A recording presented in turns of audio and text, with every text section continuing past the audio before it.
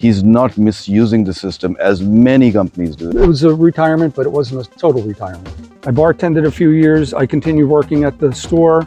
So why did you decide to go to college when you were already working? Got people going more in the gardening type business.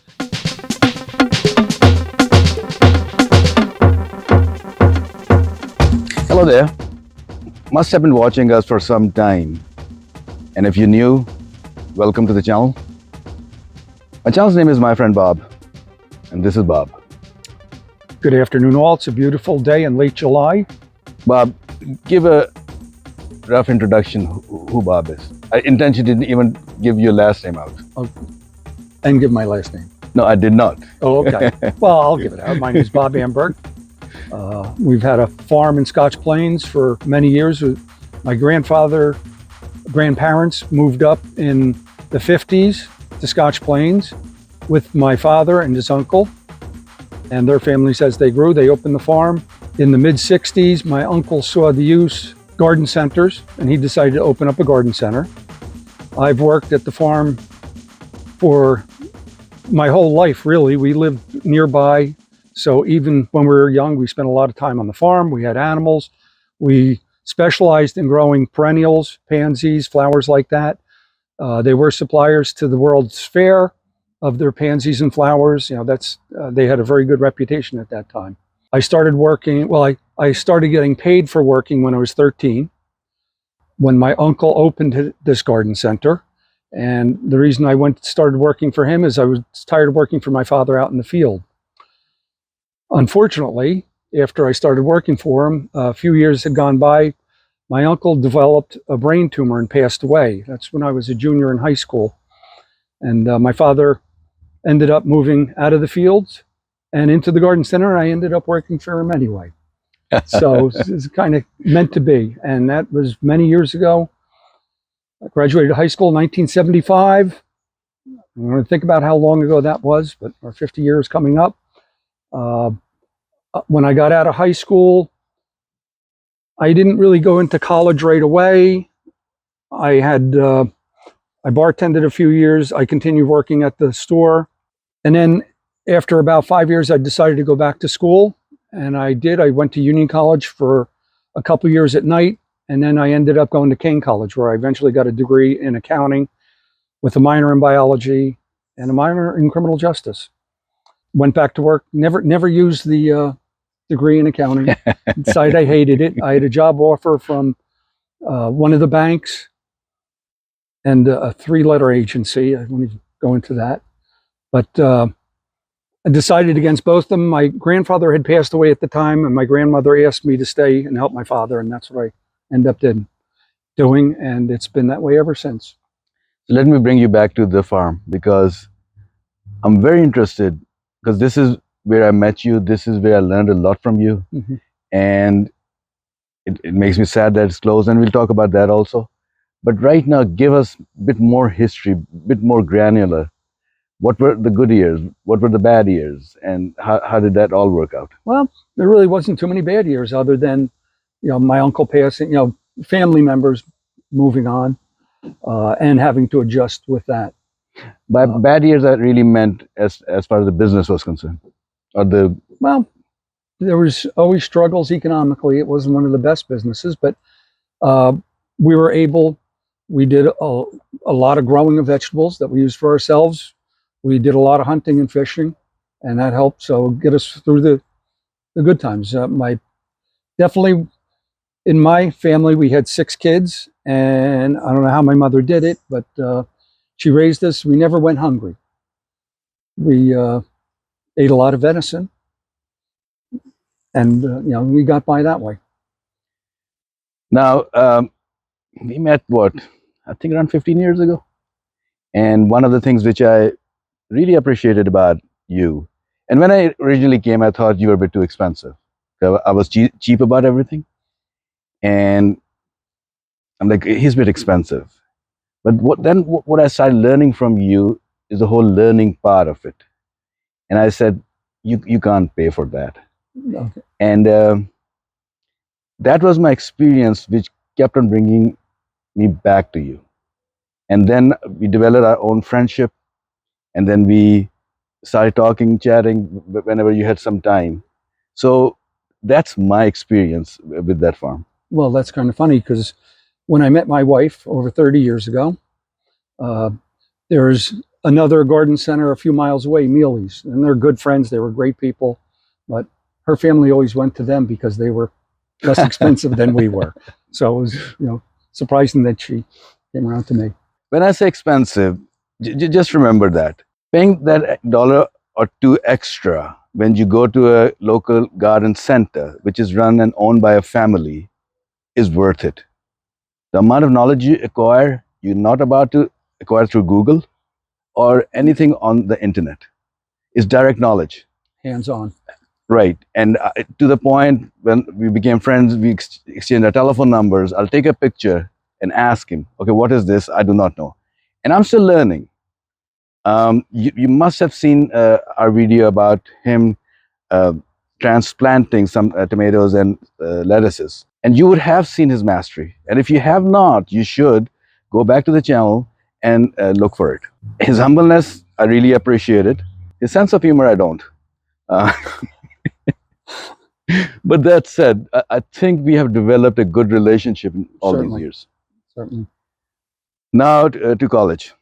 So why did you decide to go to college when you were already working? When I was in high school, I told I wasn't college material because I really didn't go out with any of the sports teams, things like that. Or when I was in high school. So I always felt kind of bad at that because I was a good student. But in the spring we were so busy at the farm. In the fall, I had no time for sports. I went for wrestling a little bit and didn't really like it. So my guidance counselor wasn't big on me going. And after high school, like I say, I was working at the farm. I was bartending at night, and really that got to me. It bothered me. I saw a lot of people just sitting still, and I said to myself, well, I could go back, and why don't I? And I did.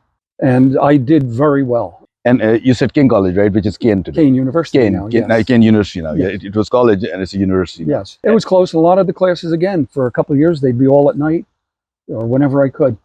Now, at that time, you still lived in Scotch Plains? Or? Scotch Plains, yeah. Okay, so we lived about 3 miles from the farm. Okay. No, at that time it was even closer. Now I'm about 3 miles. Now then we were about a mile. Okay. So it was easily walking distance. My uncle and cousins lived next to the farm, so we had a lot of interaction between them. My uncle had 3 children, 2 boys and a girl. Like I said, we had the 6. So there was plenty of hands to stay around the farm. Unfortunately, most of my other siblings really didn't have much to do with the garden center or the farm. My brother Ricky did. Everyone else followed their own paths. So you being the oldest, you got sucked into it. Yes, yeah. Everybody stepped back, and I was the one stepped forward in the line. Now, So no regrets there. I love it. Nice. You closed like 5 years ago now? 2 years ago. 2 years and a ago? half years ago. Why do I think 5 years now? But yeah, we closed. It was 3 years ago now. 3 years ago now. And do you want to discuss that? I did. It just reached a point where we were getting pulled in a lot of different directions, and help was a big factor. And insurance rates, everything were going up so high, it was harder to make a good living. I'd end up doing a lot more on my own. Couldn't find the people to do it. And over the years, we had great people working for us. I will say that. Got harder to find the younger kids. We used to rely a lot on younger kids to work, load cars, things like that. And they're just... And I'll share this with you. As Bob mentioned, the younger kids. That was another thing I appreciated about him. He hired kids from the local high schools around in the area. And they will work during the summer.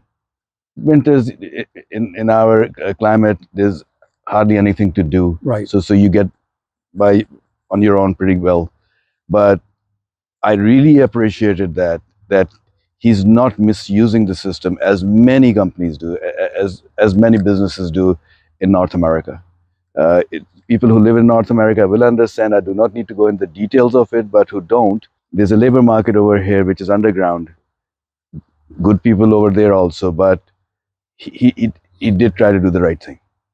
And that's another thing which attracted me to the farm. Yeah, well, we kept very family-like. Most of those kids were like my kids. And we used a lot of my kids' friends, things like that. So we try to keep them happy. We started up mid-March usually, and we would work right through till Christmas Eve. And my father was a great poinsettia grower. We did Christmas trees, things like that in the fall. We grew pumpkins. We did a lot of that stuff. Now, one thing which I did ask you, but you never did, having a food stand in your farm. Why didn't you ever do that?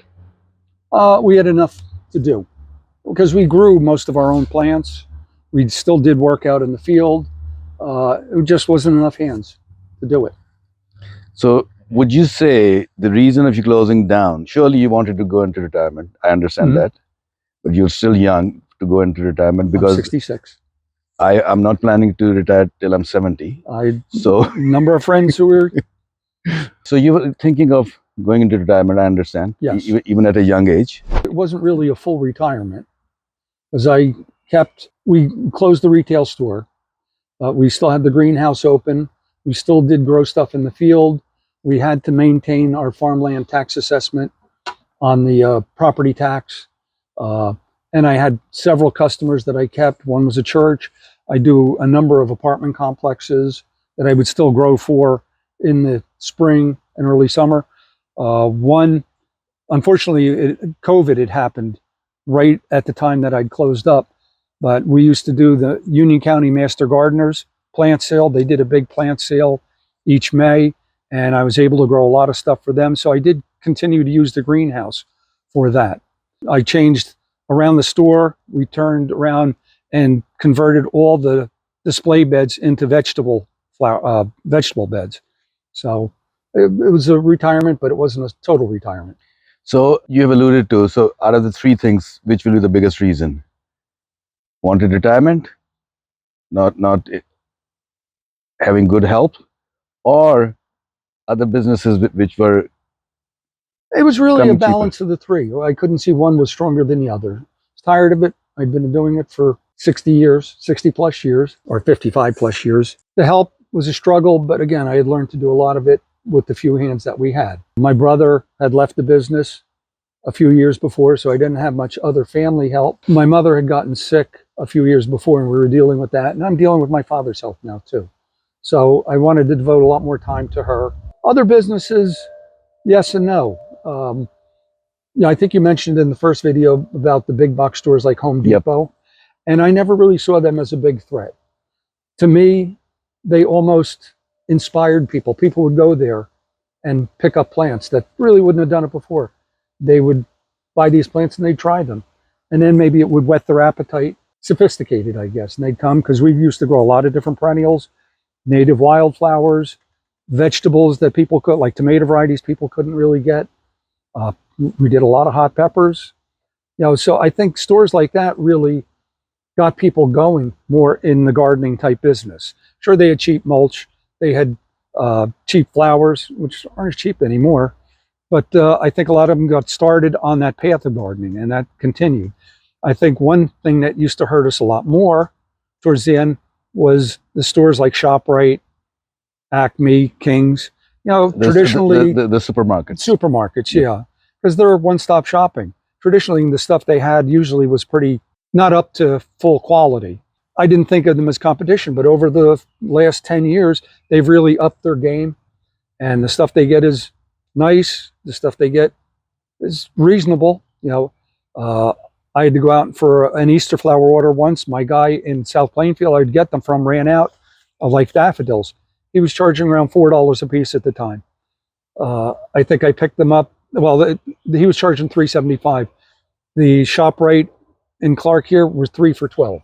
So, and again, it was a quality product. It wasn't like just garbage thrown out. A lot of times they don't maintain their quality, but again, then they started selling wreath. They started selling poinsettias, and again, it's one stop, and I could understand that for people. They're there, they're buying vegetables. Why stop again? But I think that was a greater competition. And then minor competitions were like with the town where they give away their mulch, their firewood. And again, it wasn't major competition, but it was a lot of little things building up. Because when you mentioned about the supermarkets. The issue I used to have, that you'll buy something and you'll realize they haven't watered it for like 2 days. Sure. Well, you had to know what you're getting. And yeah, I have bought from them, but then I realized very quickly it's not what I'm looking for. Right.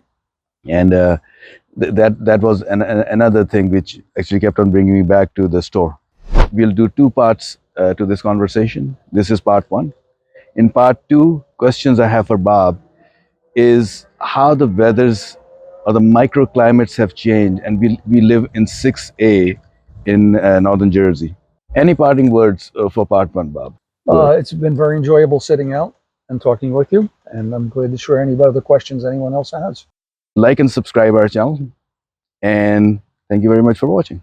Thank you all very much.